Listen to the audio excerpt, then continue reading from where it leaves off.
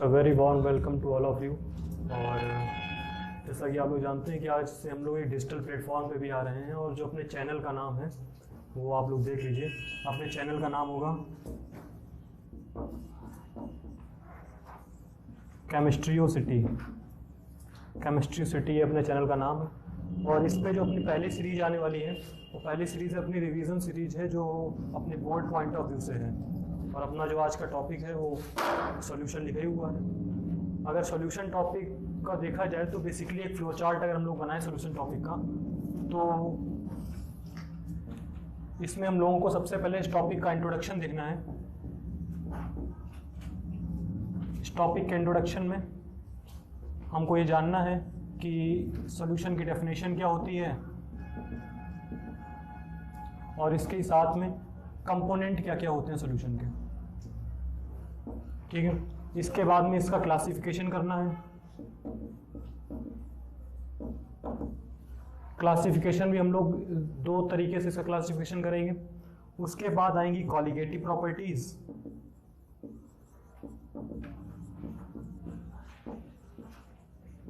Colligative property चार होती हैं, आप लोग जानते हैं। Relative lowering in vapour pressure, elevation in boiling point, depression in freezing point और ऑस्मोटिक प्रेशर।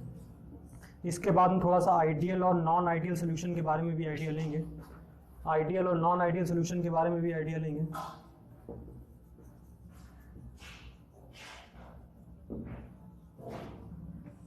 और लास्ट में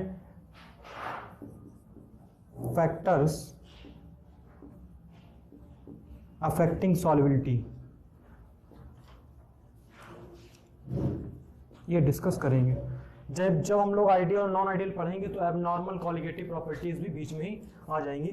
तो हम लोग अपना सबसे पहला टॉपिक इंट्रोडक्शन से स्टार्ट कर रहे हैं। ठीक है, अगर हम लोग बात करें इसके इंट्रोडक्शन की, तो आप सभी लोग जानते हैं कि सॉल्यूशन क्या होता है। सॉल्यूशन एक होमोजीनियस मिक्सचर है। क्या है सॉल्यूशन? एक होमोजीनियस मिक्सचर है। होमोजीनियस का मेरा मतलब ये है कि जहां पर फेज एक ही रहे। फेज कैसी रहे? एक ही रहे। अगर डेफिनेशन लिखने की कोशिश करें तो सॉल्यूशन क्या है? Homogeneous mixture. अब ये होमोजीनियस मिक्सचर अपने चैप्टर अपने सिलेबस में बाइनरी सॉल्यूशन ही है, तो हम लोग केवल बाइनरी सॉल्यूशन ही पढ़ेंगे। तो हम ये बोल सकते हैं homogeneous mixture of two components. इसको स्पेशली हम लोग क्या नाम देंगे? Binary solution. और अपने जो बोर्ड के सिलेबस में है वो यही है, होमोजीनियस बाइनरी सॉल्यूशन ही हमको पढ़ना हो। ठीक है, कंपोनेंट की बात करें तो किसी भी सॉल्यूशन में दो कंपोनेंट होते हैं। पहला कंपोनेंट है सॉल्यूट और दूसरा कंपोनेंट है सॉल्वेंट। आप कभी भी सॉल्यूट और सॉल्वेंट ये केवल एक ही डेफिनेशन को यूनिवर्सल मान के चलिएगा। पहली डेफिनेशन ये, एक ही डेफिनेशन आपकी है कि जो लेस अमाउंट में है, जो भी सॉल्यूशन के अंदर लेस अमाउंट में है वो है आपका सॉल्यूट, और जो ज्यादा अमाउंट में है वो है आपका सॉल्वेंट। मोर अमाउंट में जो है वो है आपका क्या? सॉल्वेंट है। ठीक है, आपको अगर कुछ एग्जांपल्स हम दें, अगर आपके सामने लिखा हुआ है 40% एथेनॉल, हमने आपके सामने लिख दिया 40% एथेनॉल, तो जाहिर सी बात है 40% एथेनॉल लिखा है तो यहाँ पर 40% एथेनॉल होगा, मतलब कि C2H5OH होगा, और रहा बचा 60% क्या होगा? वाटर होगा। तभी तो हमने बोला 40% एथेनॉल। तो यहाँ पर अगर सॉल्यूट की बात की जाए तो सॉल्यूट क्या हो गया?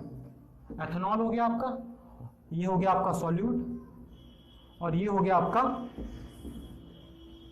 सॉल्वेंट। ठीक है, अगर हम यहाँ पे लिखते हैं 60% एथेनॉल, तो इसमें क्या होगा? 60% आपका C2H5OH हो जाएगा और 40% वाटर। इस केस में ठीक इन्वर्ट हो गया, सॉल्यूट क्या हो गया? सॉल्यूट हो गया वाटर और सॉल्वेंट हो गया एथेनॉल।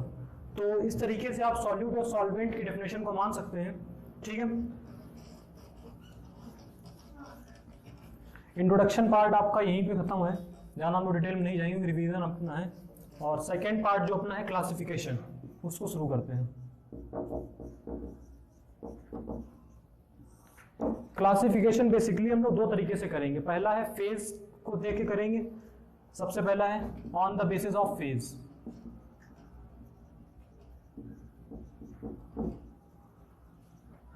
इसमें अगर आप लोग एक बनाए चार्ट टाइप का, तो यहाँ पर लिख देते हैं सॉल्यूशन किस फेज में होगा, उसके बाद में यहाँ पे लिखते हैं सॉल्यूट का फेज, और यहाँ पे लिखते हैं सॉल्वेंट का फेज, और लास्ट में एक एग्जाम्पल इसका। ठीक है, पहली बात तो सॉल्यूशन का फेज वही होगा जो फेज किसका हो, सॉल्वेंट का हो। फेज का मतलब समझते हो ना, फेज का मतलब सॉलिड, लिक्विड और गैस। तो अगर हम लोग सॉल्वेंट की बात करें, जो कि सॉल्वेंट का फेज होगा वही सॉल्यूशन का फेज होगा। अगर हम लोग सॉल्वेंट गैस ले रहे हैं तो सॉल्यूशन का फेज क्या होगा, गैस होगा। अगर हम गैस सबसे पहले लेते हैं, गैस का सॉल्यूट भी गैस है, सॉल्वेंट भी गैस है, तो जाहिर सी बात है सॉल्यूशन कैसा होगा, गैस होगा। अगर एक एग्जांपल दें आपको, तो एग्जांपल हो जाएगा O2 इन N2। ऑक्सीजन गैस को आप नाइट्रोजन गैस में मिला दीजिए, सिंपल सा आपका एग्जांपल है। इस टाइप से क्लासिफिकेशन आपका आ सकता है। सेकंड है, अगर आप सॉल्वेंट गैस ही रखते हैं और यहाँ पर क्या लिख देते हैं, लिक्विड लिख देते हैं, क्या लिखते हैं, लिक्विड लिख रहे हैं। अगर आप लिक्विड लिख रहे हैं तो यहाँ पर एग्जांपल बड़ा ही अच्छा है आपका। ये बात तो सब क्लियर है, सोल्यूशन तो गैस ही रहेगा, क्योंकि जो भी आपका सॉल्वेंट है, ठीक है,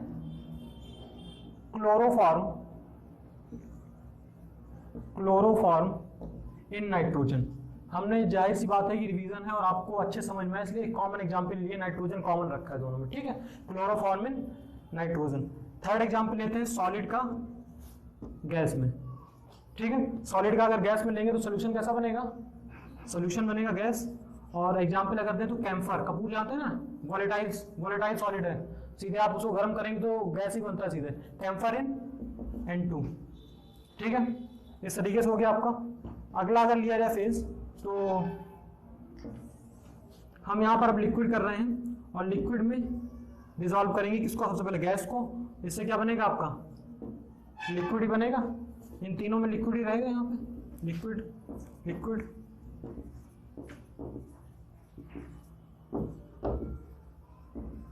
यहाँ पर हम अलग कर लेते हैं। एक एग्जांपल किसका लेंगे, लिक्विड का ही लेंगे, और उसके लास्ट में सॉलिड का ले लेंगे। कॉमन लिक्विड, कॉमन गैस जैसे N2 में ले लीजिए ना, कॉमन लिक्विड में ले लीजिए आप लोग वाटर।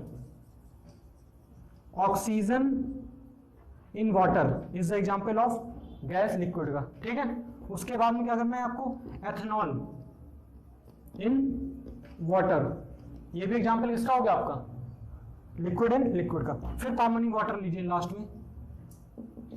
और सॉलिड के लिए कुछ भी डाल सकते हैं, ग्लूकोज मान लीजिए, ग्लूकोज को वाटर में डिसॉल्व करते हैं ना, ग्लूकोज, ठीक है। लास्ट फेज की बात करते हैं जहां पर डोमिनेंस किसका आएगी, सॉलिड आएगा आपका। एग्जांपल्स बड़े अच्छे से याद करने हैं आपको, और हमने आपको बताया कि गैस में आपको N2 ले लीजिए, इसमें लिक्विड में वाटर ले लीजिए, आपको चलेगा कॉमन एग्जांपल। यहाँ पे जब सॉलिड लेंगे आप लोग तो जाहिर सी बात है सॉल्यूशन कैसा बनेगा, सॉलिड बनेगा, सॉलिड।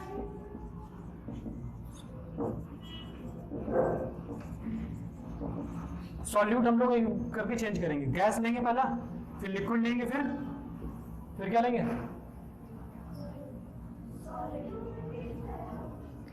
सॉलिड का। सॉलिड में सॉलिड ही बनेगा आपका ना, ठीक है। एग्जांपल अगर लिया जाए तो एग्जांपल आपका क्या होगा, यहाँ पर एग्जांपल आपका सॉलिड में सॉलिड का क्या ले लेंगे, पैलेडियम को ले लेते हैं, ठीक है।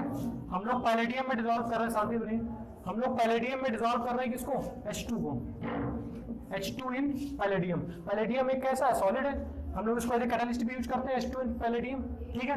सेकंड आते हैं, इसका एग्जांपल लेते हैं लिक्विड को जब सॉलिड में डिसॉल्व कर रहे हैं, इसका एग्जांपल है आपका सोडियम अमलगम। क्या है, सोडियम अमलगम। सोडियम अमलगम की अगर बात की जाए तो क्या हो जाएगा, आप सोडियम में डिसॉल्व करेंगे किसको, मरकरी को, Hg जानते हैं ना, मरकरी लिक्विड होता है, 5 ही लिक्विड है पूरी पीरियोडिक टेबल में। गब्बर फिर कैसे मरेगा, गैलीलियम, ब्रोमीन, ठीक है, 5 लिक्विड है, 5 लिक्विड ओनली। गब्बर फिर कैसे मरेगा, मरेगा क्या, Hg, ठीक है। तो हमें उससे मतलब नहीं है, हम Hg जो है सोडियम में ही करेंगे। सॉलिड के सॉलिड में कोई भी अलॉय का एग्जांपल ले लीजिए आप लोग आसानी से, कोई भी अलॉय ले लीजिए, चाहे आप अलॉय बनाते हैं कैसे, कोई भी अलॉय बनाते हैं कॉपर का, जिसमें भी आपका जो भी मिलाना है आपको, अलॉय कोई भी आपका एग्जांपल हो सकता है। तो ये था आपका पहला classification on the basis of phase, ठीक है। अब सेकेंड क्लासिफिकेशन हम लोग कर रहे हैं on the basis of, शांति से बैठिए, on the basis of amount of solute, amount of solute, कितनी अमाउंट ऑफ सॉल्यूट आप डिसॉल्व कर रहे हैं। इस हिसाब से हमने जो है सॉल्यूशन को 3 पार्ट में डिवाइड कर दिया है। पहला पार्ट आपका रहेगा अनसैचुरेटेड सॉल्यूशन, ठीक है। दूसरा रहेगा आपका सैचुरेटेड सॉल्यूशन, और तीसरा रहेगा आपका सुपर सैचुरेटेड सॉल्यूशन। कभी कभी ये पूछा जाता है सुपर सैचुरेटेड सॉल्यूशन, ठीक है। तो अनसैचुरेटेड सॉल्यूशन का मतलब ये है कि आपने क्या किया, एक सॉल्वेंट लिया, सॉल्वेंट लिया, आप उसमें सॉल्यूट की अमाउंट डालते जा रहे हैं और अभी भी वो सॉल्यूट की अमाउंट जो है डिसॉल्व होती चली जा रही है। तो इसका मतलब क्या है कि एक अमाउंट तो ऐसी होगी जिसके बाद में कोई भी एक्स्ट्रा सॉल्यूट आप ऐड नहीं कर सकते हैं। तो वो एक क्राइटेरिया लाइन जैसी बन जाएगी कि मान लीजिए कि 100 ml, अगर 100 ml आपकी वाटर है तो आप मैक्सिमम उसमें 25 ग्राम शुगर को ही डिसॉल्व कर सकते हैं। तो अगर आपने 25 ग्राम शुगर को डिसॉल्व किया है तो आपका सैचुरेटेड सॉल्यूशन बना है। अगर उससे कम आपका है, मान लीजिए 24 ग्राम है, 24.6 ग्राम है, जितने ग्राम भी है, तो कैसा रहेगा, अनसैचुरेटेड सॉल्यूशन रहेगा। तो हम ये बोल सकते हैं कि अनसैचुरेटेड सॉल्यूशन क्या है कि जब आप सॉल्यूट की अमाउंट जो मैक्सिमम अमाउंट उसमें डिसॉल्व हो सकती है उससे कम अमाउंट डिसॉल्व कर रहे हैं तो अनसैचुरेटेड, उतनी ही डिसॉल्व कर रहे हैं सैचुरेटेड सॉल्यूशन। लेकिन एक थर्ड और आता है super saturated solution. Super saturated solution से मेरा मतलब उन सॉल्यूशन से है, अगर आप क्या करें कि जैसे कि आपने सडनली टेम्परेचर इंक्रीज कर दिया, क्या इंक्रीज कर दिया, टेम्परेचर इंक्रीज कर दिया, तो अब 25 के बाद आप 26 ग्राम भी डालेंगे, अगर 26 ग्राम भी डालेंगे वो डिसॉल्व हो जाएगा। तो आप टेम्परेचर को बढ़ाकर उतने ही अमाउंट ऑफ सॉल्वेंट में ज्यादा सॉल्यूट को डिसॉल्व कर सकते हैं। यही आपका कैसा सॉल्यूशन बनेगा, सुपर सैचुरेटेड सॉल्यूशन बन जाएगा। अगर आपने टेम्परेचर नहीं बढ़ाया तो हम सॉल्यूशन की तरफ नहीं बढ़ेंगे। फिर अगर आपने टेम्परेचर भी नहीं बढ़ाया और 25 से जहां डालने लगे 26 ग्राम में 27 ग्राम डाल दिया तो फिर सॉल्यूशन नहीं रह जाएगी। सॉल्यूशन की डेफिनेशन हमने पढ़ी थी, क्या होता है, होमोजेनियस मिक्सचर। फिर वो पार्टिकल डिसॉल्व नहीं होंगे, आपको नीचे बैठे हुए दिखेंगे, वो अपना बन जाएगा प्रेसिपिटेट, वो हमको यहाँ पर नहीं पढ़ना है। तो इस तरीके से आपका क्लासिफिकेशन भी हो गया है। अब मेन जो इसमें बीच में आएगा आपका वो है कंसंट्रेशन टर्म्स। क्या आएगा, कंसंट्रेशन टर्म। अगर आपने सॉल्यूट को सॉल्वेंट में डिसॉल्व किया है, कंसंट्रेशन टर्म, कंसंट्रेशन टर्म का क्या यूज है, कंसंट्रेशन टर्म आपको बताएगा कि amount of solute dissolve in solvent, कितनी अमाउंट ऑफ सॉल्यूट की डिसॉल्व है किसमें, सॉल्वेंट में, ये आपको कौन बताएगा, कंसंट्रेशन टर्म से बताएंगे। तो कंसंट्रेशन टर्म की अगर हम लोग बात करें तो कंसंट्रेशन टर्म आपके सबसे पहला कंसंट्रेशन टर्म है परसेंटेज के हिसाब से, परसेंटेज कंपोजिशन ही बोल सकते हैं हम लोग, परसेंटेज में हम लोग डिराइव करें तो क्या करेंगे हम लोग, इसमें 3 पढ़ने, परसेंटेज में हम लोग कितने पढ़ने, 3 पढ़ने। पहला है परसेंटेज वॉल्यूम बाय वॉल्यूम, दूसरा है परसेंटेज वेट बाय वेट, तीसरा है परसेंटेज वेट बाय वॉल्यूम। आप लोग कहेंगे चौथा क्यों नहीं बना, वेट बाय वॉल्यूम, तो ध्यान से देखिएगा जो भी इसमें नीचे लिखा होता है वो रिप्रेजेंट करता है कि सॉल्वेंट क्या है, वो रिप्रेजेंट किया जाता है सॉल्वेंट, या हम ये बोल सकते हैं सॉल्यूशन की फिजिकल स्टेट क्या है। अगर वॉल्यूम लिखा है तो जाहिर सी बात है कि सॉल्यूशन की फिजिकल स्टेट क्या रही होगी, वॉल्यूम रहा होगा। तो आप लिक्विड को लिक्विड मिला सकते हैं, होमोजेनियस मिक्सचर बन जाएगा, कोई दिक्कत नहीं है। आप सॉलिड को सॉलिड में मिलाइए, होमोजेनियस मिक्सचर मिलेगा, पूरा आपको होमोजेनियस देखने को मिलेगा। आर पार क्या मतलब कि पूरे में एक ही फेज दिखेगी आपको, ठीक है। आपको जब आप लोग वाटर में भी मान लीजिए लिक्विड में सॉलिड को डाल लें तभी होमोजेनियस बन सकता है, लेकिन ऐसा कभी नहीं होगा कि आप बहुत ज्यादा अमाउंट में क्या ले लें, बहुत ज्यादा अमाउंट में सॉलिड स्टेट में कोई चीज ले लें उसमें पानी मिला दें तो वो कभी होमोजेनियस नहीं मिलेगा, ठीक है। वो एक अलग एग्जांपल होगा, तो इसलिए हम लोग इसको होमोजेनियस मिक्सचर नहीं मानते। होमोजेनियस मिक्सचर नहीं तो सॉल्यूशन में टर्म में आएगा नहीं है। इन सभी के फॉर्मूले बिल्कुल सेम है, ध्यान से देखिएगा। ऊपर आपको क्या लिखना है, परसेंटेज कंपोजिशन में हमने बताया ऊपर आपको लिखना है कितना सॉल्यूट है, कितना सॉल्यूट है, और नीचे क्या लिखना है, कितना सॉल्यूशन बना है, कितना solution, solute upon solution into 100 का मल्टीप्लाई करते हैं ना परसेंटेज कंपोजिशन में, 100 का मल्टीप्लाई करेंगे। अब अगर आपको वॉल्यूम बाय वॉल्यूम का लिखना है, परसेंटेज वॉल्यूम बाय वॉल्यूम, तो क्या हो जाएगा formula, volume of solute upon volume of solution multiplied by 100। आपको इसका लिखना है तो weight of solute upon weight of solution multiplied by 100। अब आप जब इसका लिखेंगे तो क्या होगा, ऊपर साइड में आपका क्या है वेट है और नीचे साइड में क्या है आपका वॉल्यूम है, तो weight of solute upon volume of solution multiplied by 100। ऐसे आप आसानी से निकाल सकते हैं। अगर मान लीजिए कभी आपको सॉल्वेंट की अमाउंट दी है, सॉल्यूशन की अमाउंट नहीं दी है, तो आप जाहिर सी बात उन दोनों को जोड़ सकते हैं। लेकिन जोड़ते टाइम एक चीज को याद रखिएगा हमेशा कि कभी भी आप मास को वॉल्यूम से नहीं जोड़ पाएंगे, ठीक है। अगर आपको मान लीजिए कोई चीज मास दिया है और आपको उसका वॉल्यूम निकालना है, तो सिंपल से रिलेशन का यूज करिएगा डेंसिटी क्या होता है, मास अपॉन वॉल्यूम। तो जाहिर सी बात है आपको डेंसिटी दी होगी, तभी आप उस मास, अगर कोई मास है मान लीजिए, तो उससे आप निकाल सकते हैं उसकी वॉल्यूम या इंटरचेंजेबल कर सकते हैं। डेंसिटी देखिए लीजिए, ठीक। अगर डेंसिटी नहीं दी है तो यहाँ पे सॉल्यूशन गिरेंगे, आप लोग सॉल्वेंट भी डायरेक्टली रख सकते हैं, ठीक है। तो कंसंट्रेशन टर्म, आपको ये पहला कंसंट्रेशन टर्म था कौन सा, परसेंटेज कंपोजिशन। आसानी से न्यूमेरिकल लगेंगे, बस आपको ये ध्यान रखना ऊपर सॉल्यूट है नीचे सॉल्यूशन है मल्टीप्लाई बाय 100, 3 तरीके के होते हैं, ठीक है। सेकेंड की बात करते हैं हम लोग, सेकेंड की बात कर रहे हैं मोलरिटी की।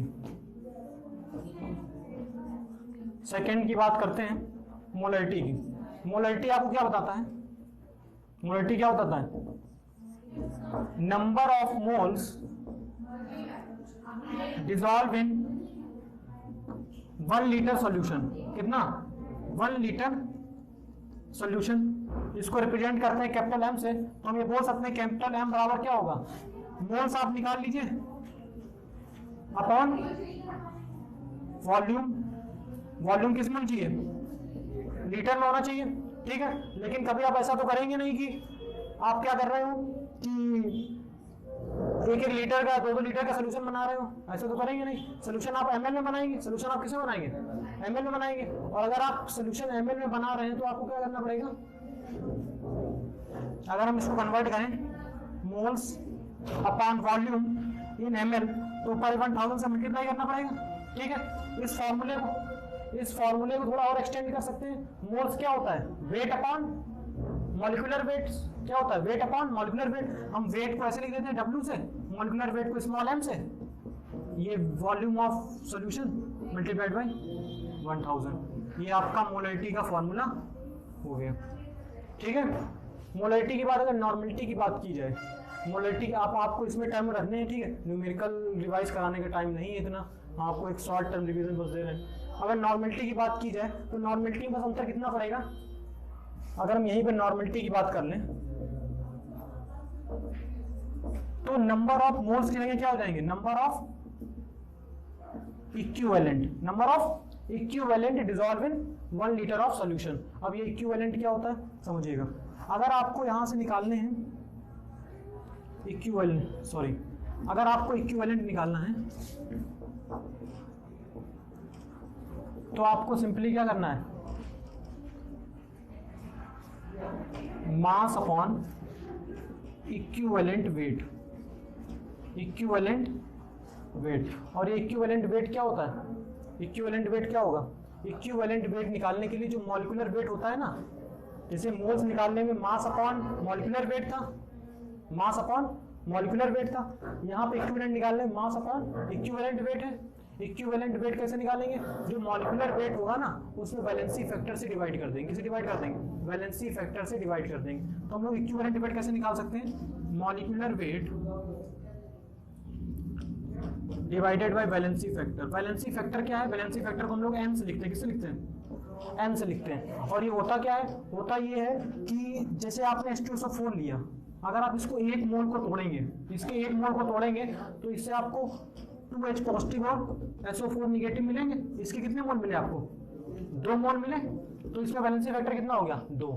इसमें यहाँ पर एनवाल कितना हो गया, 2। AlOH का होल थ्राइस है, आपने इसको तोड़ा, Al3 पॉजिटिव और 3 OH निगेटिव मिले। 1 मोल तोड़ने से कितने OH निगेटिव मिले, 3 मिले ना। तो यही था आपका वैलेंसी फैक्टर n। ठीक है। अगर आपको वैलेंसी फैक्टर आ गया तो आप लोग सिंपली से फिर फॉर्मूला बना सकते हैं। नॉर्मेलिटी को कैपिटल एन से नोट करते हैं।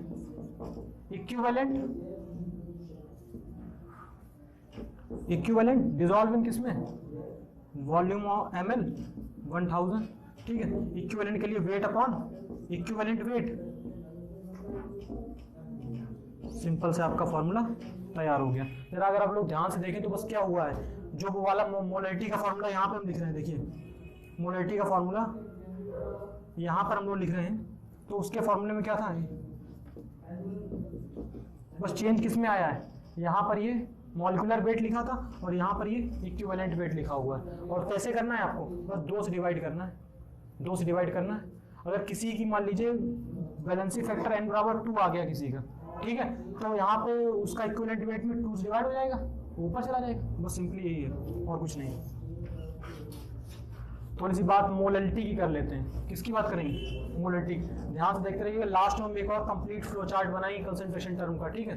तो मोलैरिटी की अगर बात की जाए, इसको स्मॉल m से दिखाते हैं। किसे दिखाते हैं, स्मॉल m से रिप्रेजेंट करते हैं। Number of moles dissolve in 1 kg of solvent, बस इस चीज फोकस करिएगा, 1 kg ऑफ सॉल्वेंट। मोलैरिटी में क्या था, 1 लीटर ऑफ सॉल्यूशन, यहाँ पर क्या है 1 kg ऑफ सॉल्वेंट। तो इसको हम बोल सकते हैं नंबर ऑफ मोल्स या मोल्स अपॉन सॉल्वेंट भी किसमें, केजी में, ठीक है। अगर आप, फिर वही बात है कि आप केजी में कोई 1-1 किलो तो बनाएंगे नहीं सोल्यूशन, आपको बनाना पड़ेगा ग्राम में। इसका रिवीजन का फायदा तभी मिलेगा जब आप लोग जो कॉपी बनी हुई है उससे पढ़ के एक दिन पहले से आएंगे, ठीक है, ऐसे नहीं इसका फायदा मिलेगा।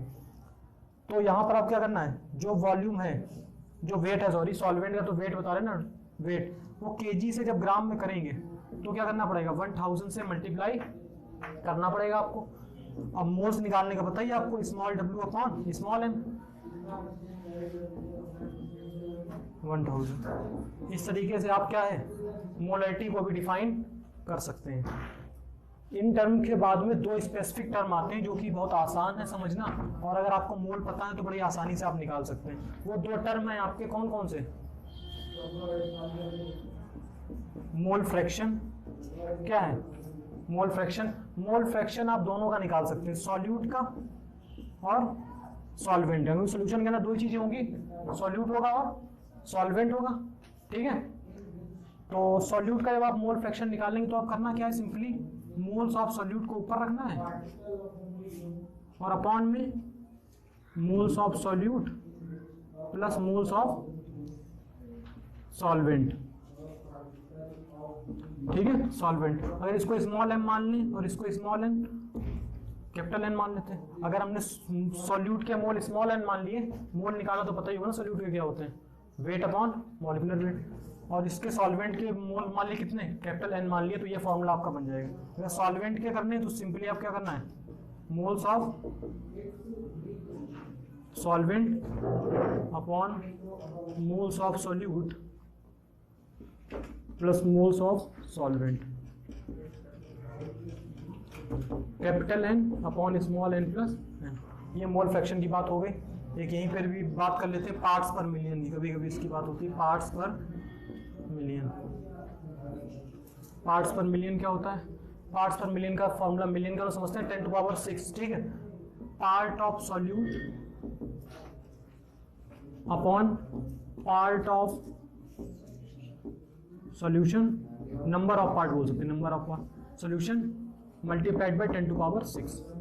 सिंपली दिए होंगे कितने सॉल्यूट के पार्टिकल्स हैं इतने सॉल्यूशन में, इतने सॉल्यूशन के पार्टिकल्स हैं उतने इसके पार्टिकल्स हैं, आपको 10⁶ से मल्टीप्लाई करके पार्ट्स पर मिलियन आप आसानी से निकाल सकते हैं, ठीक है। तो ध्यान से देखिए, कंसंट्रेशन टर्म में हमने कितने टर्म पढ़े, कंसंट्रेशन टर्म में हमने सबसे पहले परसेंटेज कंपोजिशन पढ़ा। परसेंटेज कंपोजिशन में क्या क्या पढ़ा, percentage volume by volume, percentage weight by wait और परसेंटेज वेट बाई वॉल्यूम। चौथा क्यों नहीं पढ़ा बताया हमने आपको। तो उसके बाद हमने मोलैरिटी पढ़ा, मोलैरिटी को क्या किससे रिप्रेजेंट करते थे हम लोग, कैपिटल M से। उसके बाद हम लोगों ने नॉर्मेलिटी पढ़ा, किससे करते थे, कैपिटल एम से। उसका हम क्या पढ़ा, मोलैलिटी पढ़ा स्मॉल एम से। फिर मोल फ्रैक्शन पढ़ा, एक्स रिप्रेजेंट कर सकते हैं, एक्स सॉल्यूट है तो सॉल्यूट के लिए एक्स, अगर किसका निकालना है सॉल्वेंट का निकालना तो एक्स सॉल्वेंट, ठीक है। लास्ट वन पार्ट्स पर मिलियन पढ़ा। ये छोटा सा कॉन्सेप्ट देखिएगा जो अक्सर ऑब्जेक्टिव पेपर में पूछा जाता है। पूछा ये जाता है कि कौन से कंसंट्रेशन टर्म टेम्परेचर डिपेंडेंट है और कौन से टेम्परेचर इंडिपेंडेंट है। तो इसके लिए सिंपली आपको एक चीज़ लगानी है, जो भी वॉल्यूम को अगर आप टेम्परेचर बढ़ाते हैं तो वॉल्यूम कम हो जाना होता है, अगर आप टेम्परेचर बढ़ाते हैं तो वॉल्यूम कम जाना होता है, मास तो कम जाना होता नहीं है। तो जितनी भी क्वांटिटीज, जितने भी कंसंट्रेशन टर्म वॉल्यूम डिपेंडेंट निकलेंगे वो सारे टेम्परेचर से अफेक्ट होंगे, वो टेम्परेचर डिपेंडेंट होंगे, और जो मास डिपेंडेंट निकलेंगे वो नहीं होंगे। तो देखिएगा इसमें ओवरऑल स्टेट क्या मिलेगी आपको, वॉल्यूम मिलेगी ना, तो ये वॉल्यूम डिपेंडेंट है। इसमें क्या मिलेगी, वेट मिलेगी ना, वेट का मतलब मास, तो ये मास डिपेंडेंट। अगर हम एक साइड में बना भी लें, इधर लिख लें मास डिपेंडेंट कौन कौन से हैं, और यहाँ लिख लें वॉल्यूम डिपेंडेंट कौन कौन से हैं। तो मास डिपेंडेंट कौन कौन से हो जाएंगे, मास डिपेंडेंट कौन कौन से हो जाएंगे, मास डिपेंडेंट आपके हो जाएंगे जिसमें ये वेट बाय वेट मिला, ठीक है। उसके अलावा मोलैलिटी में आप लोग लीटर में डिसॉल्व करते हैं तो वॉल्यूम ही बनेगा, नॉर्मलिटी में भी लीटर में देखते हैं तो वॉल्यूम बनेगा, लेकिन मोलैलिटी में 1 kg of solvent, 1 kg solvent लेते हैं और kg का मतलब मास होता है, तो ये यहाँ पर क्या आ जाएगा, मोलैलिटी आ जाएगा। मोल फ्रैक्शन भी आपका इसी में आएगा, और पार्ट्स देखने तो सॉल्यूशन सॉल्यूट ही देख, मतलब कैसे देख रहे होंगे आप लोग, सॉलिड ही देख रहे होंगे तो पार्ट्स पर मिलियन भी इसमें आएगा। रही बची जितनी भी क्वांटिटीज हैं, मतलब कि percentage volume by volume, net volume ही बनेगा, परसेंटेज वेट बाय वॉल्यूम, और चाहे कैपिटल एम मोलैलिटी की बात कर लें और चाहे small M capital N normality की बात कर लें, ये सारी वॉल्यूम डिपेंडेंट है। अगर ये वॉल्यूम डिपेंडेंट है तो ये सारी कैसी हैं, टेम्परेचर डिपेंडेंट भी, सारी कैसी है, टेम्परेचर डिपेंडेंट भी है, ठीक है। इतना क्लियर हो गया। ये पार्ट हमने इसलिए थोड़ा जल्दी कर दिया क्योंकि ये बार बार हम लोग ये चीज़ें पढ़ते हुए आए हैं और आसानी से आप लोग इसको रिवाइज कर सकते हैं। अब हम लोग थोड़ा अच्छे पार्ट की तरफ पढ़ते हैं जो कि अपना है क्या, कॉलिगेटिव प्रॉपर्टी। क्या है कॉलिगेटिव प्रॉपर्टीज, उसका ध्यान समझते हैं, जरा समझिएगा कॉलिगेटिव प्रॉपर्टीज को।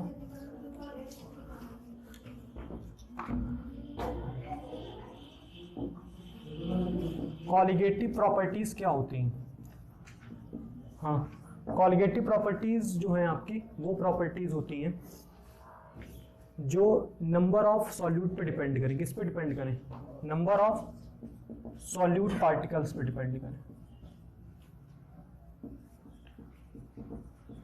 ठीक है। तो जो भी प्रॉपर्टी सॉल्यूट के पार्टिकल्स के नंबर पे डिपेंड करेगी वो क्या बोलेंगे हम लोग, कॉलिगेटिव प्रॉपर्टी बोलेंगे। और कॉलिगेटिव प्रॉपर्टी जो अपनी है वो 4 कॉलिगेटिव प्रॉपर्टी हैं, ठीक है। सबसे पहली कॉलिगेटिव प्रॉपर्टी है relative lowering in vapour pressure. सबसे पहली कॉलिगेटिव प्रॉपर्टी कौन सी है, relative lowering in vapour pressure. इसमें ही राउल्ट्स लॉ आता है, इसमें क्या आता है, राउल्ट्स लॉ आता है, ध्यान समझिएगा, यहाँ से थोड़ा इंपॉर्टेंट, राउल्ट्स लॉ आता है। हम क्या कर रहे हैं, एक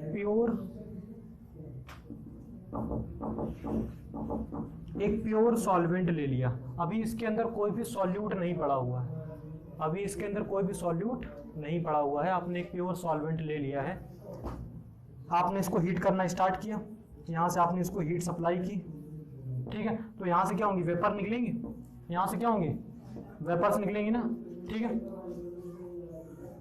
जो ये वेपर निकलेंगे वो कुछ ना कुछ वेपर प्रेशर लगाएंगे, वो कुछ ना कुछ क्या लगाएंगे, वेपर प्रेशर लगाएंगे।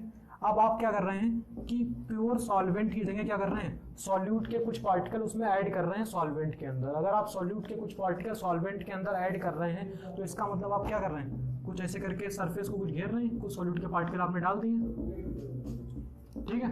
ये आपने क्या कर दिया, सॉल्यूट प्लस सॉल्वेंट दोनों को डाल दिया, फिर आपने हीट करना स्टार्ट किया, उतनी ही हीट आपने दी फिर से, तो वेपर निकलेंगे, लेकिन वेपर रिलेटिवली कम निकल पाएंगे क्योंकि वेपर कहाँ से निकलेंगे, सरफेस से निकलेंगे, और सरफेस पे बहुत सारा एरिया किसने ऑक्यूपाई कर लिया होगा, सॉल्यूट के पार्टिकल्स ने ऑक्यूपाई कर लिया होगा, तो इसका मतलब वेपर कम निकल पाएंगे। तो इसका मतलब क्या हुआ, relative lowering in vapour pressure. क्यों हुआ, नंबर ऑफ सॉल्यूट पार्टिकल जितने यहाँ डालते रहेंगे उतना रिलेटिव लोअरिंग होती चली जाएगी। ठीक है, पहली बात तो ये समझ में आई क्यों relative lowering in vapour pressure होता है, क्योंकि सॉल्यूट के पार्टिकल जो है सरफेस पे कुछ एरिया घेर लेते हैं और उस एरिया की वजह से वेपर जाना प्रेशर जाना वेपर नहीं निकलेंगे, जाना वेपर नहीं निकलेंगे तो जाना वेपर प्रेशर भी अप्लाई नहीं होगा। ठीक है, राउल्ट्स ने इसके लिए एक लॉ दिया, इसको हम लोग राउल्ट्स लॉ बोलते हैं। राउल्ट्स लॉ, राउल्ट्स ने क्या बताया कि जो आपका रिलेटिव लोअरिंग अगर हम लोग प्योर का मान लेते हैं पी नॉट है, प्योर जो निकल रही है जो वेपर प्रेशर लगा रही है उसका पी नॉट मान लेते हैं, और इसका हम लोग वेपर प्रेशर मान लेते हैं कुछ पी मान लेते हैं जो अभी बाद में बना है, तो कुछ कमी आई मतलब कि relative lowering P naught upon P और स्टार्टिंग पी थी, इसको लिए रिलेटिव लोअरिंग बोल रहे हैं। अगर हम केवल लोअरिंग बोलें तो हम क्या लिखेंगे, जो पहले थी उससे जो कम हो गई P not minus P. Relative lowering बोल रहे हैं जितनी कमी हुई है और जितनी पहले है, ये होगा आपका relative lowering in vapour pressure is equal to किसके होगा, इनके हिसाब से वो इक्वल टू होगा मोल फ्रैक्शन ऑफ सॉल्यूट। सही भी बात है, जितना ज़्यादा आप सॉल्यूट डालेंगे जितना ना सॉल्यूट का मोल फ्रैक्शन होगा, मतलब कि स्मॉल एन अपॉन इसके बराबर होगा। तो राउल्ट्स लॉ क्या बोलता है, ध्यान से देखिएगा, राउल्ट्स लॉ बोलता है relative lowering in vapour pressure किसके बराबर होगा, मोल फ्रैक्शन ऑफ सॉल्यूट के बराबर होगा। इससे बहुत सारे न्यूमेरिकल भी आते हैं, आपको दे देंगे कि कैसे देंगे, आपको ये दे देंगे कि पहले प्योर सॉल्वेंट का वेपर प्रेशर इतना था, सॉल्यूशन बनाने के बाद उसका वेपर प्रेशर इतना हो गया। ठीक है, आपको कितनी गैस आपकी डिजॉल्व की उसका मास दे देंगे और आपको कितने उसमें डिजॉल्व किए ऐसे करके पूरा सवाल बना के दे सकते हैं। फॉर्मूला आपको यही यूज करना है, relative lowering in vapour pressure बराबर मोल फ्रैक्शन ऑफ सॉल्यूट। पहली प्रॉपर्टी आप लोगों की तैयार हो गई, कॉलिगेटिव प्रॉपर्टी। लिखने की बात रही, अगर कॉन्सेप्ट आपका क्लियर है तो आप लोग लिख सकते हैं चीज़ों को ना। तो अगली प्रॉपर्टी की बात करते हैं।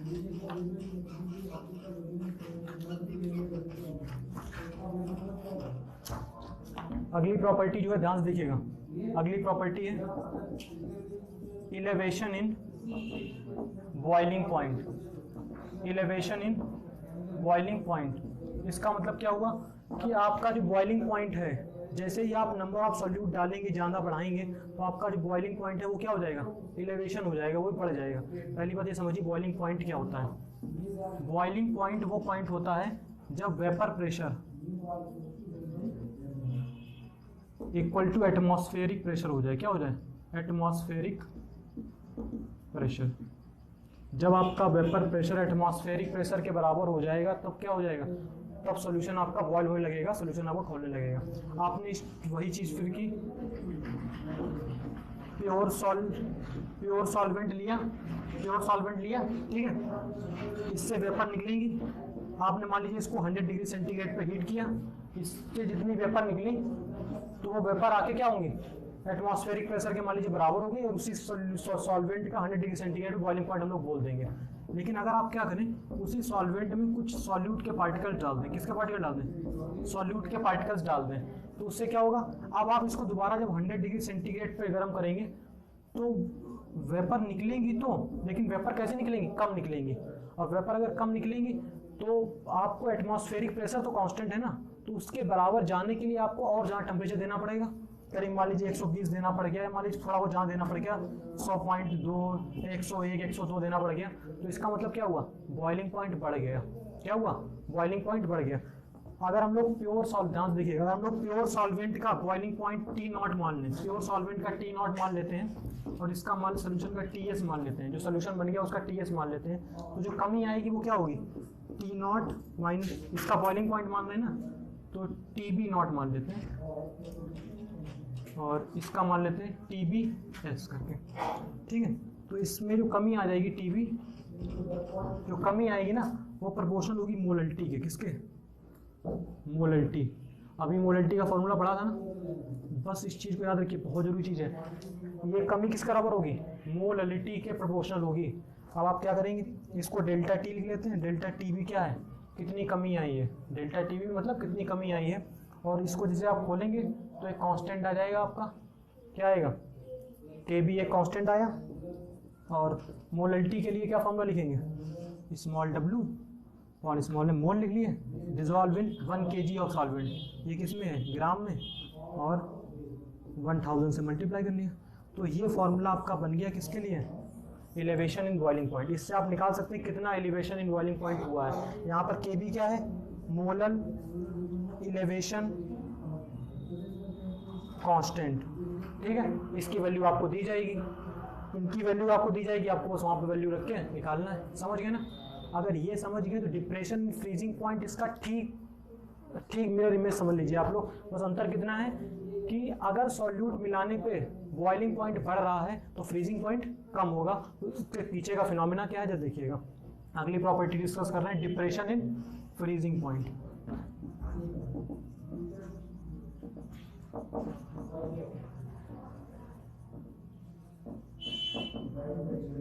डेल्टा टी एफ है, ठीक है। जैसे हमारा डेल्टा टी भी था ना, क्या हुआ देखिएगा,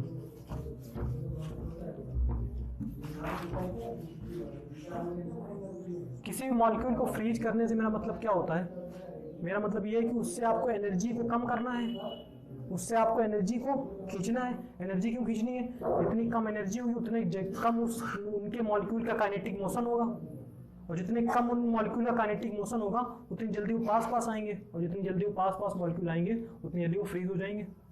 फ्रीजर का मतलब क्या है, आप लोग किसी को लिक्विड से किस में ला रहे हैं, सॉलिड में ला रहे हैं। सॉलिड में ला रहे हैं तो जाहिर सी बात है आपको क्या करना पड़ेगा, उसका क्या करना पड़ेगा, उसकी काइनेटिक एनर्जी कम करनी पड़ेगी, उन मॉलिक्यूल को पास लाना पड़ेगा, तभी हम लोग एनर्जी खींचते हैं मॉलिक्यूल से, ठीक है।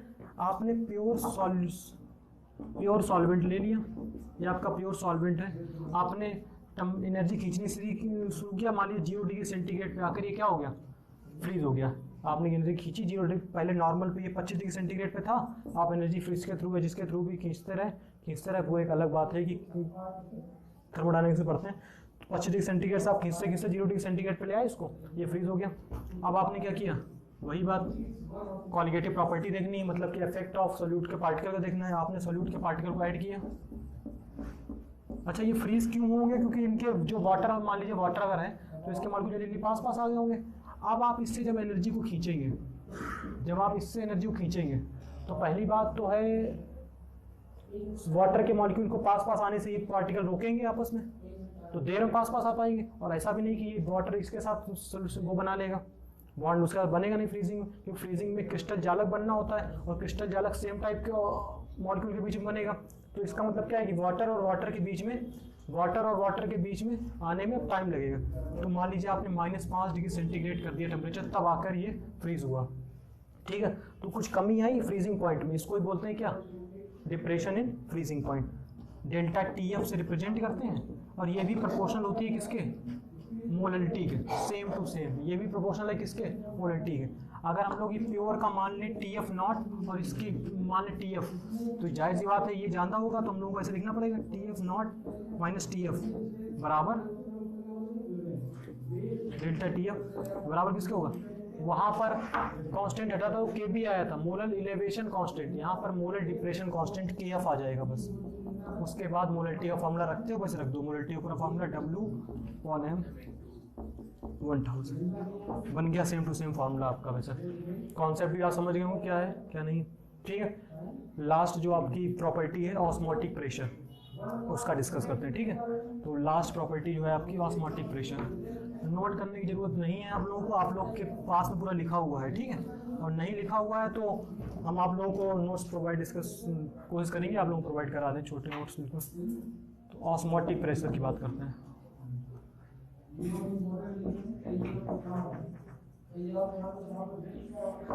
ऑस्मोटिक प्रेशर जरा समझिएगा ध्यान से।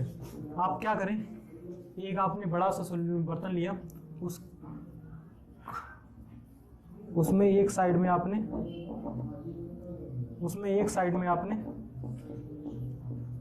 प्योर सॉल्वेंट भर दिया, ठीक है। एक साइड में आपने क्या किया, सॉल्यूशन भर दिया, मतलब कि उसमें सॉल्यूट भी है, और मतलब कि सॉल्यूट प्लस सॉल्वेंट दोनों। इसको सेपरेट कर दिया SPM से। SPM होती है सेमी परमेएबल मेम्ब्रेन,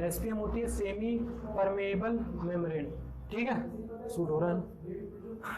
SPM होती है semi permeable membrane. Semi permeable membrane का मतलब मेरा क्या है, मैं शांत रहो।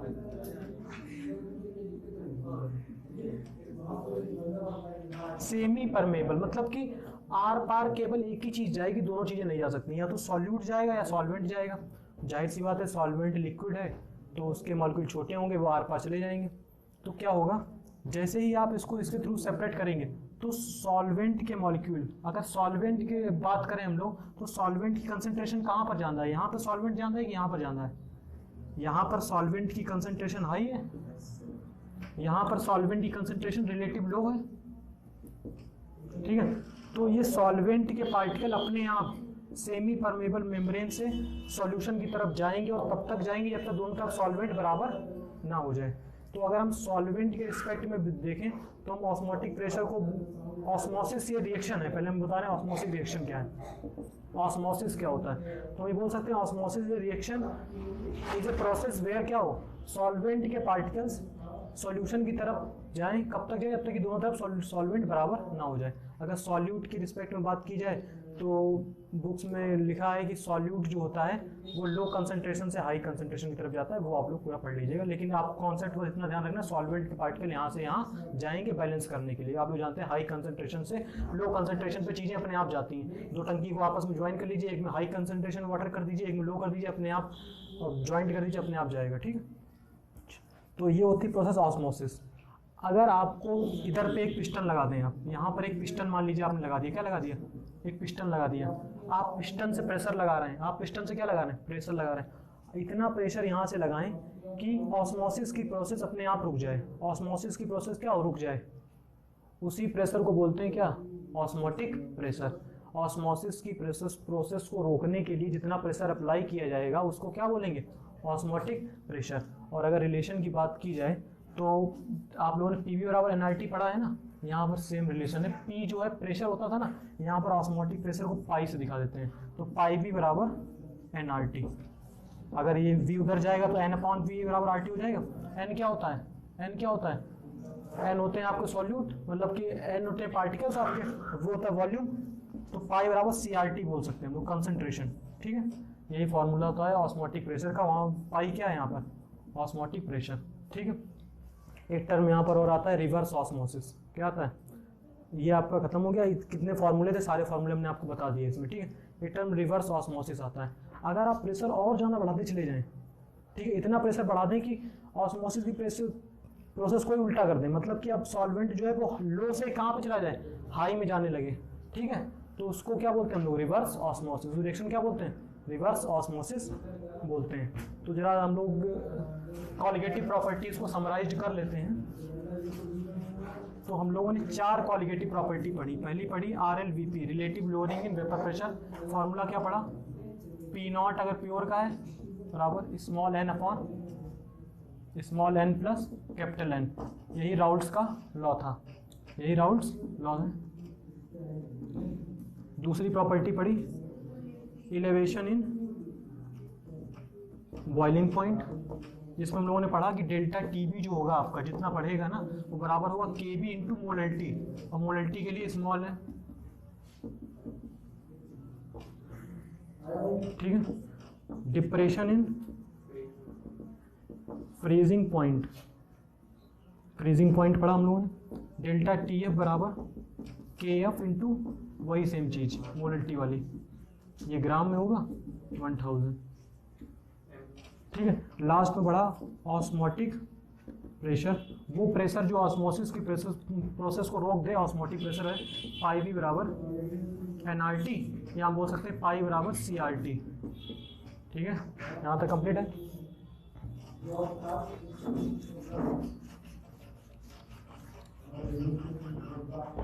नेक्स्ट बात आती है ideal and non ideal solution. ये किसकी बात आएगी, आइडियल। हम अगर पूरा फ्लो चार्ट आपके सामने दोबारा बनाएंगे एक बार पूरे चैप्टर का, ठीक है। नेक्स्ट बात आएगी किसकी, ideal and non ideal solution. Simple सी डिफिनेशन है, जो भी सॉल्यूशन, जो सॉल्यूशन राउल्ट्स लॉ को फॉलो करेंगे, राउल्ट्स लॉ को फॉलो कर रहा है, क्या बोलेंगे उसको, आइडियल सॉल्यूशन। और जो सॉल्यूशन राउल्ट्स लॉ को फॉलो नहीं कर रहा है उसको क्या बोलेंगे, non ideal solution. Raoult's law को फॉलो करना या ना करने से मेरा मतलब वो है कि राउल्ट्स ने कुछ प्रेडिक्ट किया, राउल्ट्स ने प्रेडिक्ट क्या किया कि अगर आप सॉल्यूट के इतने पार्टिकल्स डालेंगे तो इतना ज़्यादा बढ़ जाएगा, इतना ज़्यादा बॉइलिंग पॉइंट बढ़ जाएगा। देखा क्या गया कि या तो उससे एग्जैक्ट अगर उतना ही आ रहा है तो वो आइडियल सोल्यूशन हो जाएगा, एग्जैक्ट अगर उतना ही आ रहा है तो आइडियल सोल्यूशन, और एग्जैक्ट वही नहीं आ रहा है, कुछ ना कुछ कम ज़्यादा आ रहा है तो नॉन आइडियल सोल्यूशन हो जाएगा। आइडियल सोल्यूशन के लिए कंडीशन और दी जाती हैं कि आइडियल सोल्यूशन तभी हो सकता है जब दो चीज़ें जीरो हों। डेल्टा एच मिक्सिंग मतलब कि एंथैल्पी ऑफ मिक्सिंग, आपने कोई दो चीज़ों को मिलाया और उसमें से ऐसा ना हो कि हीट पहले ही निकल जाए। जब पहले थोड़ी हीट निकलेगी तो बॉइलिंग पॉइंट पे जाहिर सी बात है असर पड़ेगा, पहले से बॉयल रहेगा ना। तो डेल्टा एच हीटिंग कितना हो, जीरो हो, सॉरी हाँ जीरो हो, और वॉल्यूम भी क्या हो, वॉल्यूम ऑफ मिक्सिंग भी क्या हो, जीरो हो। या आपने कुछ डाला सॉल्यूट तो उसमें वॉल्यूम में इफेक्ट नहीं पड़ेगा, ऐसा पॉसिबल है ही नहीं। फिर भी जो है बेंजीन और टॉल्यून को अगर मिलाते हैं तो वो आइडियल सोल्यूशन जिसे दिखाते हैं। आइडियल सोल्यूशन का एग्जांपल देखें तो बेंजीन और टॉल्यून को अगर आप आपस में मिला रहे हैं तो वो आइडियल सोल्यूशन दिखाएंगे। इसके अलावा एन हेक्सेन और एन हेप्टेन भी आइडियल सोल्यूशन जैसा करेक्टर दिखाते हैं। नॉन आइडियल का मतलब क्या है कि राउल्ट्स लॉ से डेविएशन करे, राउल्ट्स लॉ का पालन ना करे। तो दो तरीके डेविएशन हो सकता है, तो पॉजिटिव डेविएशन होगा या डेविएशन दो तरीके से होगा। पॉजिटिव डेविएशन भी हो सकता है, पॉजिटिव डेविएशन का मतलब जितना उसने बताया उससे ज़्यादा शो कर रहा है, और निगेटिव डेविएशन का मतलब जितना बताया उससे कम शो कर रहा है, निगेटिव डेविएशन। तो पॉजिटिव डेविएशन में क्या होगा, पॉजिटिव डेविएशन में आपका ज़्यादा शो करेगा, निगेटिव डेविएशन में कम शो करेगा। बाकायदा डायग्राम्स आपके बने हुए हैं, आप लोग उसमें आसानी से देख सकते हैं। एग्जाम्पल भी हमने आपको शायद लिखाए हैं एथेनॉल वगैरह के, निगेटिव और पॉजिटिव में एथेनॉल के एग्जाम्पल आपके लिखे हुए हैं, ठीक है। तो अब ये जो समस्या आई इसके बाद में एक चीज़ और देखी गई, वो था एबनॉर्मल मोलर मास करके एक चीज़ देखी। क्या देखी, एबनॉर्मल मोलर मास। ये समस्या तो थी डेल्टा एच डेल्टा बी वाली, पहली समस्या थी कि ये नॉन आइडियल में ये जीरो नहीं होंगे, कुछ ना कुछ अंतर जरूर पड़ेगा इनमें। एक अगली चीज आई एबनॉर्मल मोलर मास।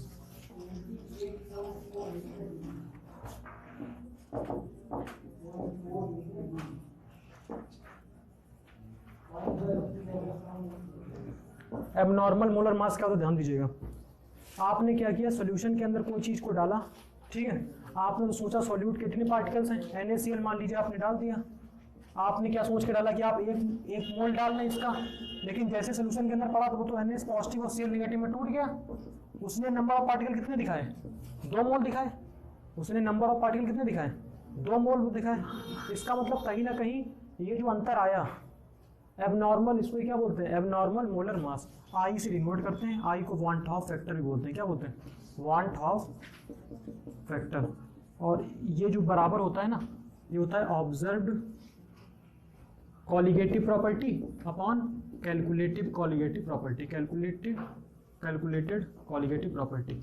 आपने ऑब्जर्व किया था 1 मोल के हिसाब से, लेकिन सोल्यूशन के अंदर हुआ क्या, 2 में टूट गया, तो कैलकुलेटेड ऑब्जर्व कुछ ज़्यादा मिलेगी आपको कैलकुलेटेड से। तो इस तरीके से ये निकाले जाते हैं, और इसके बहुत सारे फॉर्मूले भी आपका लिखा हुआ है। इस जो ये फैक्टर आ गया आई वान हाफ फैक्टर, मतलब कि ये आई जो फैक्टर है ये बैलेंस करता है किसको, अगर हम लोग आई से मल्टीप्लाई करते हैं सभी चीज़ों में, जितने भी हम लोगों ने इक्वेशंस निकाली थी, पहली इक्वेशंस क्या निकाली थी, P not minus P upon P बराबर स्मॉल n अपॉन, इसमें अगर आई से मल्टीप्लाई करते हैं तो अब ये रियल इक्वेशन बन जाएगी, क्योंकि अब हमने इसमें इस चीज़ को इंक्लूड कर लिया है कि टूटेगा मॉलिक्यूल नहीं टूटेगा। तो अगर इसके हिसाब से इन इक्वेशंस को बनाना हो तो ऐसे बना सकते हैं आप लोग। डेल्टा TB को क्या करना है, बस आई का मल्टीप्लाई सिंपली करना है और सब वही है, ठीक है। डेल्टा TF को कैसे करना है, अब आई का मल्टीप्लाई करना है, ये तो KB होगा, हाँ KF इंटू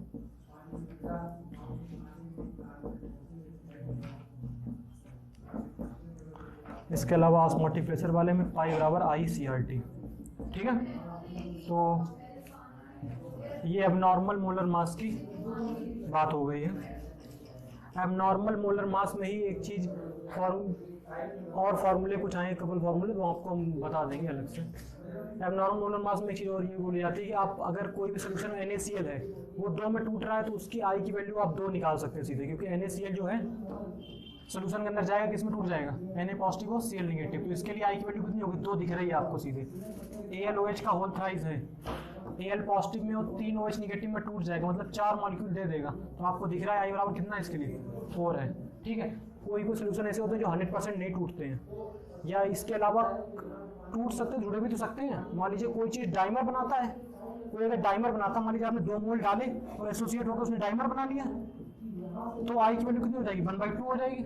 अगर कोई ट्राइमर बना रहा है, मतलब कि 3 मॉलिक्यूल आपस में मिलना है, तो आई की वैल्यू कितनी हो जाएगी 1/3। ऑब्जेक्टिव में से पूछ सकता है। ठीक है, टेट्रामर बना तो 1/4 हो सकता है। ये तो केस था जब 100% कोई चीज़ टूट रही है, 100% टूट रही है, उसके लिए था। ठीक है, अगर ये चीज़ 100% नहीं हो रही है तो उसके लिए भी फॉर्मूला है, इफ एसोसिएशन और डिसोसिएशन,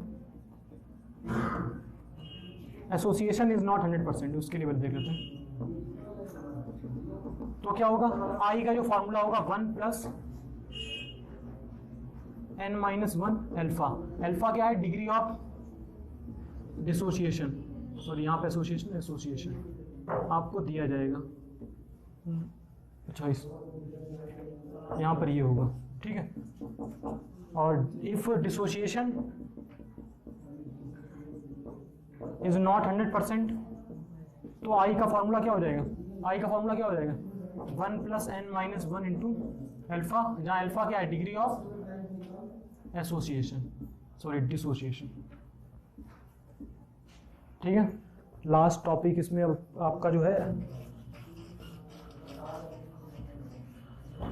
थोड़ी चर्चा करते हैं सॉल्युबिलिटी के बारे में। सॉल्युबिलिटी क्या होती है, इसी में ही जो मेन चीज़ अपना फोकस है वो हेनरी लॉ के ऊपर है और कुछ नहीं है। हेनरी लॉ इम्पॉर्टेंट भी है और बिल्कुल लास्ट टॉपिक है हेनरी लॉ। क्या होता है हेनरी लॉ, सॉल्युबिलिटी का मतलब क्या होता है, सॉल्युबिलिटी का मतलब आप सैचुरेटेड सोल्यूशन अगर बना रहे हैं तो उसकी सॉल्युबिलिटी अगर आपको लिखनी है तो कितने ग्राम को कितने लीटर में आपने घोला है, सॉल्युबिलिटी का मतलब होता है। ठीक है, हेनरी लॉ आपको बताता है amount of gas dissolve in liquid। Coca Cola का एग्जाम्पल ले सकते हैं आप लोग क्या करें कि जितनी ज़्यादा amount of gas, Coca Cola में क्या होता है, वाटर के अंदर CO2 डिसॉल्व करते हैं ना, तो कितनी ज़्यादा डिसॉल्व कर रहे हैं वो कैसे मालूम पड़ेगा, वो ऐसे मालूम पड़ेगा कि कितनी ज़्यादा प्रेशर से गैस छोड़ी जा रही है। ठीक है, गैस कितना ज़्यादा प्रेशर सरफेस पे अप्लाई कर रही है, गैस कितना ज़्यादा प्रेशर सरफेस पे अप्लाई। अगर आप प्रेशर बढ़ाते चले जाएंगे तो डिसोल्यूशन बढ़ता चला जाएगा ना, अगर आप प्रेशर बढ़ाते चले जाएंगे तो डिसोल्यूशन बढ़ता चला जाएगा। अगर डिसोल्यूशन बढ़ता चला जाएगा तो आपको प्रेशर बढ़ाना है, और गैस के लिए भी ऐसा तो है नहीं आपने क्या किया, एक लिक्विड रखा उस पर गैस लगाई और ऊपर से पंप के थ्रू प्रेशर बढ़ा, जितने प्रेशर से गैस छोड़ी जाएगी, मतलब जितने प्रेशर से गैस सोल्यूशन के ऊपर अप्लाई करेगा, क्या जो पार्शियल प्रेशर अप्लाई करेगा उतनी ज़्यादा गैस डिसॉल्व हो जाएगी। तो हम ये बोल सकते हैं कि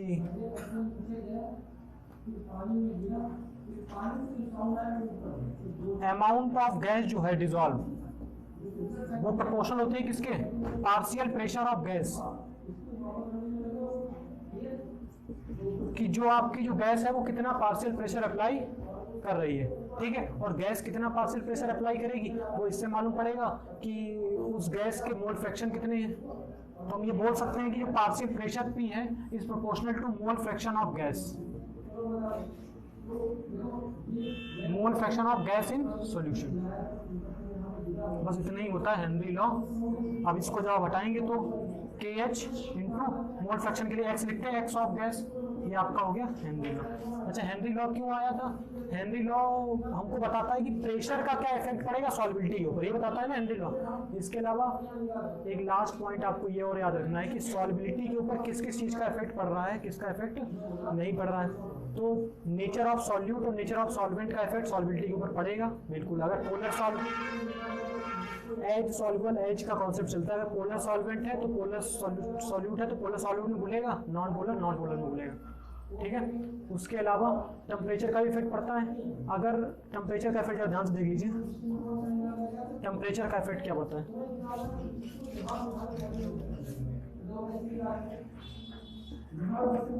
टेम्परेचर का इफेक्ट, अगर कोई एंडोथर्मिक रिएक्शन है, अगर कोई एंडोथर्मिक रिएक्शन है तो टेम्परेचर को बढ़ाएंगे, सॉल्युबिलिटी भी बढ़ेगी। एक्सोथर्मिक प्रोसेस है, टेम्परेचर को घटाएंगे, टेम्परेचर को बढ़ाएंगे, सॉल्बिलिटी घटेगी। ठीक है इतना।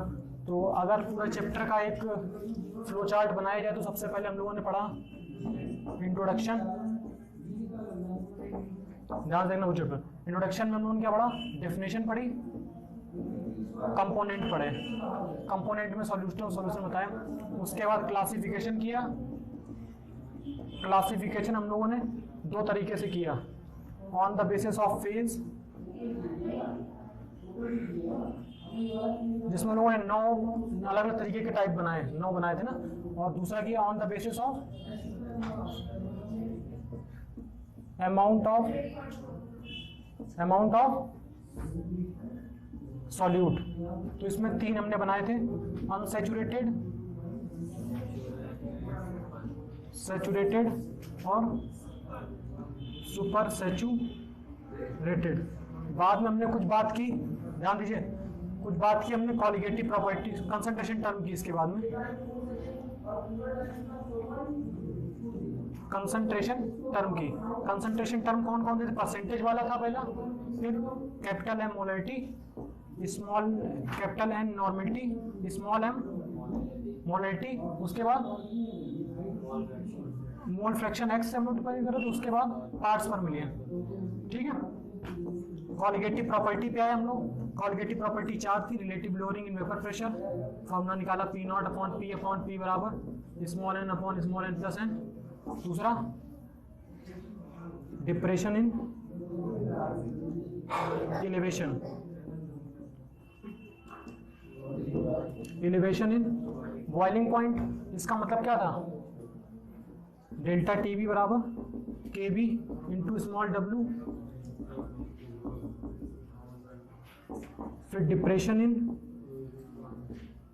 Freezing point, delta T F बराबर K F into same formula. सारे फार्मूले अगर लिख नहीं पाए तुम लोग तो फिर बेकार बनाना है। उसके बाद में लास्ट में ऑस्मोटिक प्रेशर की बात की। आज के आज ही रिवाइज हो जाएगी चैप्टर पूरा, पाई बराबर सी आर टी। ठीक है, इसके बाद किसकी बात आई थी, इसके बाद आइडियल और नॉन आइडियल सोल्यूशन की बात आई।